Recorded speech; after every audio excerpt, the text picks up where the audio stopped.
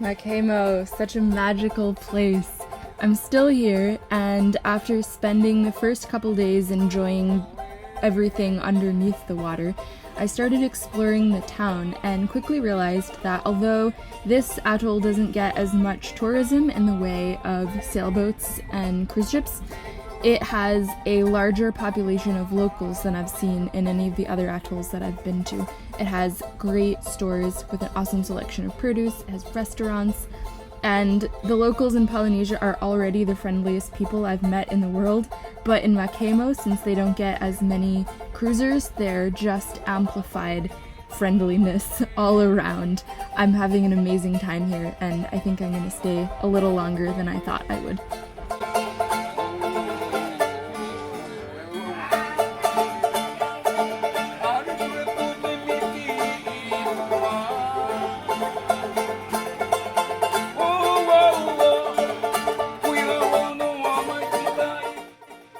Why is my boat moored to a pier, you may ask? Well, that's actually a very interesting story. The town anchorage in Makemo is pretty wide open to the east, which is the prevailing trade winds. So when I first arrived, it was pretty light winds from the northeast and the anchorage was protected, but the wind picked up really quickly and the anchorage became unlivably choppy. So I decided to move my boat to the pier, which is free for use and already a little bit set up for sailors to go alongside. Welcome to Hippie Sailing. I am single-handing migrant 27 around the world. I started my trip in Maine with a 10-month overhaul of my boat, solo sailed through the Caribbean, the Panama Canal, 41 days alone across the Pacific, and now I'm floating around in French Polynesia, loving my life and living in the paradisey dream that I've always wanted. On board the Geck, I have no fridge, water maker, fancy electronics, and my dinghy is a rowboat with a sail rig. Currently, my videos lag a couple months behind where I am in real space and time, so if you're interested in seeing what I'm doing in my daily life, check out my Instagram at BoatLizard. I'm joined in my adventures by fellow single-hander Jarne Schmidt. He is from Belgium. He left on his Spirit 32. We met in Panama and we've been buddy boating ever since. We're preparing our dive gear. Jarne's soaping our goggles. Before we move our boats to the pier, we're taking Jarne's dinghy to go scope out the situation. The pier has these rings on the dock that you use to tie your boat off to, and the thing is that you can't get close enough to the dock to grab them from your boat or your ground / hitting the dock. The other challenge is getting the stern or bow anchor out to stop your forward movement before you hit the dock. So we're just going to go scope it out in a dinghy where there's no pressure and we can figure out a game plan. So it turns out that there's this mooring made on one of the bommies that looks like we could pick it up as a stern or bow anchor before we go in. We just want to dive on it to make sure that everything is okay with it, and when we pick it up, it's not going to just pull off the bottom. So we jumped in the water. It is a little bit of a mess down there. You can see it's tied to some bommies, to some cement-filled old oil barrels, and there's chain and rope and a lot going on. But after diving down and examining it all, it looks pretty stable, and the thing is, it's only going to be a positioning line because the prevailing winds are pushing us off the pier, and this is just kind of helping the stern to not wiggle around. Things to look for when checking a mooring line: look along the whole line for chafe, particularly in the places that are rubbing up against rock or anything for that matter. Make sure there's chafe gear, look at all the knots, and look at all the ends of the line to make sure that nothing is frayed and going to come apart.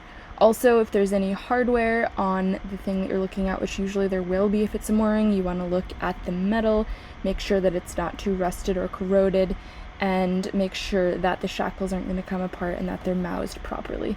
This passed our inspection, so we decided it was good to go. So we've decided that we like what the mooring looks like. It seems pretty solid, and it's actually threaded through the coral in some places. We're going to tie our own line onto it with a float so that it's extra long and easier to pick up. And then we're also going to tie a line to the ring on the dock and float it off the dock with a fender so that we can pick it up with a boat hook from the boat and not have to get too close to the dock. And between the two, we should be tied off. This is Operation Tie Line onto Dock Ring and Float it out. It was kind of tricky to get up onto the pier from the tiny dinghy because I basically had to stick my toes into that little crack and pull myself up, so not very graceful. I'm going to fast forward through this part because it's not the important part. I tied the line off through the ring, and then we tied a fender to the end that was in the water, and the prevailing winds kind of floated it far enough off the pier that we were happy to go on to the next phase. We have set up the lines, and all we can do now is hope that they stay where they're supposed to stay. We are on our way back to our boats. Sorry about the water over the screen. We're going to take Yarna's boat first, and then do mine. It was pretty straightforward with both of us, getting the boats onto the pier, and then we kind of spider-webbed them. We had breast lines, we had stern lines, we had bow lines. Basically, the wind was picking up and we wanted to make sure that everything was cool. I'm so sorry I don't actually have footage of us getting onto the pier, but I didn't think of it at the time. I was just kind of trying not to crash my boat into a giant piece of cement. We had a couple lovely days tied to the pier, and then, as always happens when you live on a boat, something on Gecko broke. So there's two things. One is that my batteries aren't charging, and the other is that I can't charge them using my engine. The little, I don't know the proper word for it, but it's the button on the throttle that you push in to declutch the engine, so that if you want to recharge your batteries, you can put some revs on it but not actually go forward. That button is stuck. This is the beast. This is the little guy that's not going in. I've tried PB Blaster, WD-40, and hitting it with a hammer, but none of the above worked. So. And I'm not able to charge my batteries with the engine, which has never been a problem before, but for some reason my batteries the past week have just been super sad, and I can't figure out what's wrong with them. So I think I need to just charge them with the engine for a couple hours and get them up back to their happy place again, which means that I have to take the throttle apart because I'm not able to charge them right now unless I'm actually moving, and I don't feel like doing circles in the anchorage for an hour and a half, believe it or not. I'm not really sure what to find in there because I've never taken one of these things apart. So I'm going to start with the screwdriver and just go from there. So I managed to get all the screws out, but two of them are super corroded in because it's a stainless on aluminum situation. I've tried everything to get them out, but I'm going to have to drill them out and then find other screws to put in. That's future Holly's problem. So, battery problem is that one of the fuses in this line has blown, and I don't have a replacement for it, but I have one that's a little bigger that I think is going to work. So I've worked from the charge controller back through all the wiring and figured out that I think if I replace the fuse here, everything will be happy and my panels will charge my batteries again, which they haven't been doing. Which brings us to how to charge them for the moment. So I have been trying to get the handle off, and the good news is that I did get the handle off. It's right here. The bad news is that the rest of the handle is here, and that is unfortunate. So I did see a hairline crack in the handle, and I was really careful to not touch it the whole time I was playing with this thing, but I think all the hammering that I've been doing and two of the screws had to be drilled out because they were frozen in, just has dislodged it. So now I have this cool kid set up for my throttle and still trying to work to free the pin, but today's problem is charging my batteries since they're really low. So since I haven't gotten the pin freed yet, but I really need to run the engine, we're gonna be even more ghetto and just disengage one of the, how would you say that? What are we doing? The throttle cables. We're disengaging one of the throttle cables so that I can trick the engine into not going into gear and run it for 2 hours to charge my batteries. So I'm taking a trip back of Throttle land, and Yarna is going to turn the throttle so you guys can see what it looks like and what I'm going to be doing, and hopefully I can get my batteries a little happier. This is very sad. This is, we're gonna call it cool. Okay. So my world is in here now. Welcome to Back of the Throttle land. I am going to have Yarna move the throttle forwards and backwards so that you can see what's happening with the cables and what I have to do to get the engine to rev but not actually go into gear. Also, I need to figure out which one of these bad boys to disengage. Forward. So you guys can see how this moves. And this is back in neutral. So the lower guy is the one that's putting it in and out of gear.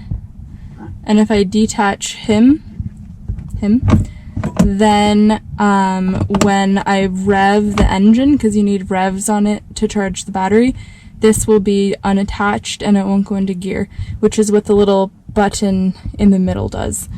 We're just doing it the jury-rigged way. To get off the gear thingy, first I have to put the engine in gear so that the little tab comes out and I can get behind it. And then there's a cotter pin that I pull off from the back of it. Since there's only about this much space to see behind it, I'm bringing a mirror piece that I have so that I can try to angle it like a dentist does when they're looking at your teeth, and maybe I can see what I'm pulling at on the pin, and then take it off and then start my engine and charge the batteries, which would be awesome because they are not very happy. Let's go into the abyss. So I just put the throttle in reverse out there, and now I'm trying to see what's behind this little guy. But it's super hard. Oh, I see. I kind of see. Join me. Do you see what I see? I'm trying to see behind this thingy. You can kind of see. Yay. So, it was a dark and stormy night. Holly was trying to disconnect the gear shift lever from the back of the throttle. It was proving to be very difficult. Also, it was not dark or stormy or night. It was morning, and she had just had her first cup of coffee. There it is. You can see the little cotter pin on the back. It's a little blurry because the GoPro is super focused in, but that's what I have to get off and then back on somehow. But first we're going to worry about getting it off. After a lot of running back and forth outside to move the throttle into different positions and then running back in here to look at it, I've decided that neutral is the easiest place to take this out. And also neutral is good because then it'll stay in neutral when I start the engine. I'm just going to try to get these behind the car. This is really tricky because this has no space to work around it and the cotter pin is behind here, but I can barely even fit this finger in. So what I've done is I grabbed my smallest pair of vice grips and grabbed onto the end of the cotter pin with them, and I've just been slowly working it out, and I finally got it after about 10 or 15 minutes of working. Here's the beast. I might replace it with a split ring so that if I'm not able to fix the pin, I can at least get in this business and be able to do it without destroying a million cotter pins that I don't have. This guy should come out. It does. Nice. Okay. So now I just have to make sure that when I put it in gear, this kind of stays out of the way. Time to start the engine. Still not doing great, but I mean, it's still really cloudy outside, so everything about my boat is jury-rigged now. Here we go.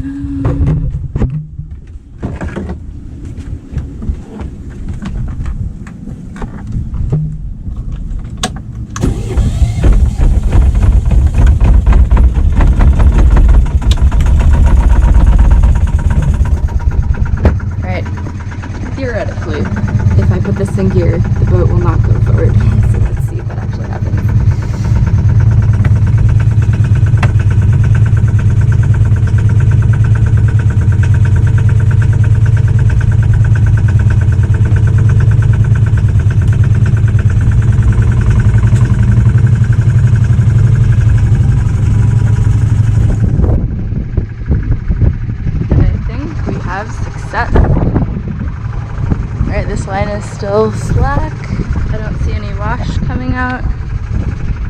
I'm not going forward. I think I did it! Ah! This is so exciting! I've been working on this for 2 days. 2 whole days. Yep, so that's there, but this is still in neutral. So I just have to make sure when I bring it back that this doesn't kick this into reverse. Now I'm sitting on Yarna's boat while my boat really noisily charges its batteries. We're about to play cribbage, and I can ignore my noisy engine, which is awesome because it is loud. And on Yarna's boat, he does the work and I don't have to do anything. It's really nice. Look, it's already working. So we have a new ring collection system. We communally collect water on Yarna's boat. My dad helped to design a sunshade for this cockpit, and it's much more conducive to collecting water since he pulls his boom out of the way because this cockpit's set up differently. So we just put a little through hull to it, and then it runs into, this is just what we collected last night from all the squalls. It's really cool. And atolls don't really have a lot of drinking water readily available for cruisers, so collecting rainwater is pretty important. Check out my boat. Happy charging boat. Happy Holly. Happy Yarna. Happy crew. Thanks for watching. I have a very special offer for you guys. I want to do a bonus video for you. So I usually only come out with videos every other week, but I'm in a place with a good enough internet connection that I can upload freely now. So if you have any questions for me about anything that I'm doing or have done, and you put it in the comments below on this video, I will answer your questions and put them up in a video next Monday. So you're gonna get a bonus video, which is really cool.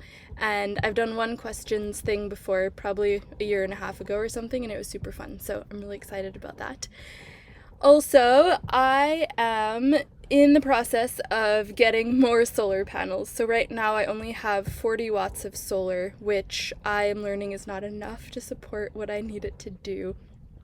So in Tahiti there is a solar place that I think will ship to the more remote atolls, which is where I am right now. I'm gonna try to buy a 100-watt panel that folds, not one of the rolly ones, but it kind of has sections, and I can just lay it out on my deck when I need it, which will be probably most days.